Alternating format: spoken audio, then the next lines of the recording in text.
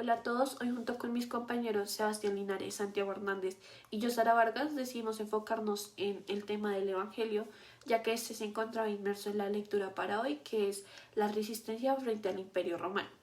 Este se creó aproximadamente entre el año 65 y el año 100 después de Cristo. La palabra evangelio es de origen latín, evangelium, y esta a su vez proviene del griego evangelion. La misma está compuesta por dos vocablos, ev, que significa bien, y ángelos, que expresa mensajero.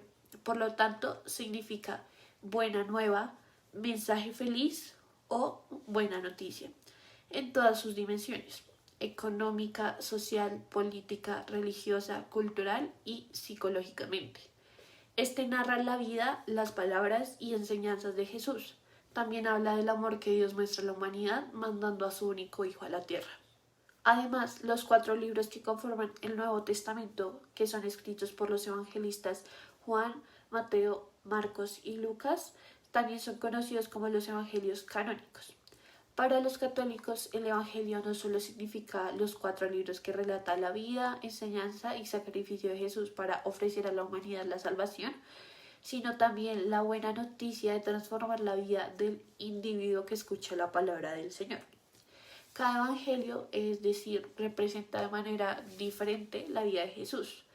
El evangelio de Mateo presenta a Jesús como rey a los judíos. El evangelio de Marcos muestra un Jesús como siervo a los romanos. Y asimismo, en el evangelio de Lucas se puede observar un Jesús como un hijo de hombre a los griegos. Y por último, en el evangelio de Juan recoge las enseñanzas, acciones de Jesús, así como su muerte y su resurrección, observando a un Jesús como el Verbo encarnado a todos los hombres. Con el fin de solventar las diferencias ya mencionadas y las semejanzas entre los evangelios, se desarrollaron varias teorías. Actualmente hay una que es la teoría de las dos fuentes, que aún no está comprobada, y esta indica que el libro de Marcos fue el evangelio más antiguo y sirvió de modelo para Mateo y Lucas. De ello sería la gran similitud entre los tres libros. Este postulado no es del todo correcto, ya que existe entre los evangelios de Mateo y Lucas hechos o situaciones similares que no presenta el libro de Marcos. Este tema lo voy a dejar a mis compañeros, ya que profundizarán más en los cuatro libros del Nuevo Testamento. Marcos, también llamado Juan Marcos, es el autor de este libro. Aunque no se encontraba entre los discípulos originales de Jesucristo, más tarde se convirtió, llegando incluso a ser uno de los ayudantes del apóstol Pedro, y escribió su evangelio basado en lo que aprendió de él.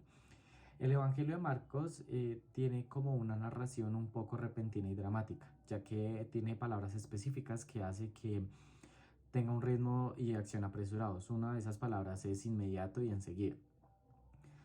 Por otro lado, se conoce que aproximadamente el 95% del relato que San Marcos tiene en su libro también lo posee San Mateo y San Lucas.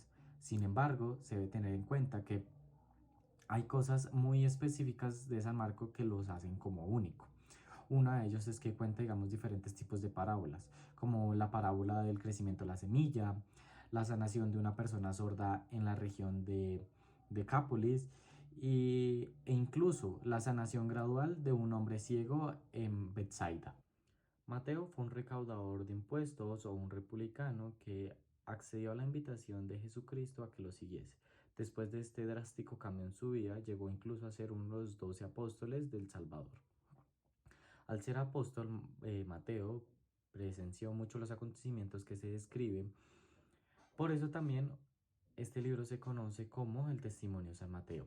No se sabe exactamente cuándo fue que se escribió esto, sin embargo, se dice que fue escrito en la segunda mitad del primer siglo antes de Cristo. Tampoco sabemos dónde lo escribió. Aunque gran parte de este material se halla también en San Marcos y San Lucas, se dice que aproximadamente el 42% de este libro fue escrito por él. Una de las razones es que mencionó el reino de Dios en más de una ocasión y que incluyó en varias ocasiones, bueno, es el único que incluyó, de que enseñanzas de Jesús que mencionaban a la iglesia. Además, el Evangelio de Mateo nos ayuda a ver similitudes entre los ministerios de Moisés y de Jesucristo.